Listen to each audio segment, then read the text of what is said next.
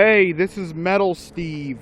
Oops. 1, 2, 3. Zoop. Hey, this is Metal Steve. And I would like to do something. I'd like to start my how-to series. Earlier today, my phone got stuck in headphone mode because it is, well, quite frankly, a total wreck. You should see this thing. It's a wonder it works at all. So, here's what you do. You take a tiny little, you take one of those little tiny air pump things, something with a little tiny end, and that has an air pump, and you put it not all the way in the headphone jack, but you put it against, you have to be very extremely cautious. You put it against the headphone jack.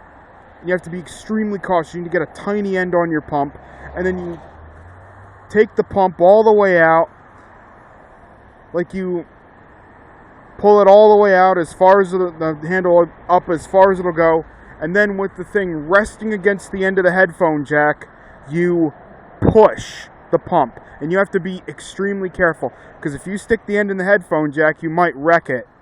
The same thing